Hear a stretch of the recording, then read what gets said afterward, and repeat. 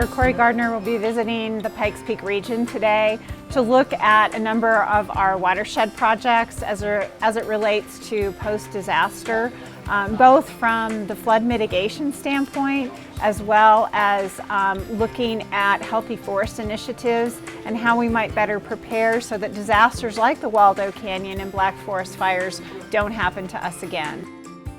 Well, it's such an honor that Senator Gardner is coming to Green Mountain Falls.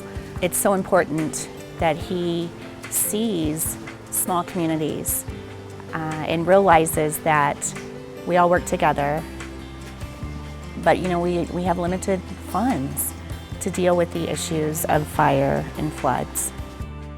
When Senator Gardner served actually in Congress, he was very helpful in getting some of our emergency watershed protection money here to Colorado and in particular the Pikes Peak region to help in our Waldo Canyon recovery efforts. So today we're very excited to be able to show him where those dollars have gone, what we've done to help protect lives and property downhill, and in particular along the Highway 24 corridor up in the Ute Pass area.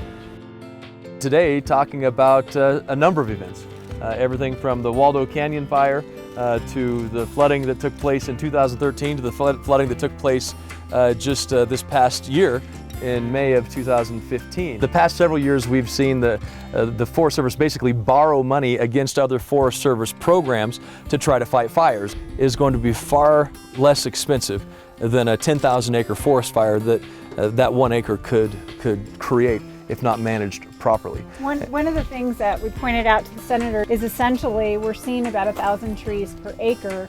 A healthy forest is around 100. The issue is really that's a federal responsibility. That's U.S. Forest Service land that we're looking at. So we as locals need to have more input into where those areas of most hazardous concern exist. We can do better than that. We've introduced legislation I'm co-sponsoring at the federal level to make sure that we end the practice of Forest Service fire borrowing. We will start programming fire disaster dollars just like other natural disasters so that we don't eat into and cannibalize the rest of the Forest Service programs. The other importance is the transportation funding related to Highway 24. The importance of having those transportation dollars available. I'd like the Mayor Lori Worthy to just talk about the importance of economic development. Even though their town hasn't been directly impacted by the flooding from the fire, it has because of the highway closures. Yeah, definitely. When Highway 24 is closed, it affects everyone up here, especially, Green Mountain Falls, we're a tourist community. We're here. We have citizens here. We have people who have been affected by the fires and the floods, and we're part of community. And so we might be up in the mountains, little bitty town, but we matter, and our citizens matter.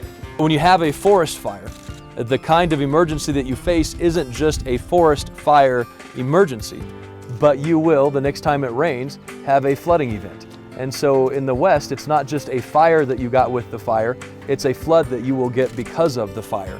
And we have to have policies that recognize that, and policies when it comes to funding that provide us the flexibility in our resources to address the needs of both the fire and the floods that will come as a result. What happens is you have a declared disaster like we did for the Waldo Canyon Fire itself, and it covers specifically the response to the fire, to getting the fire under control, to getting the fire out.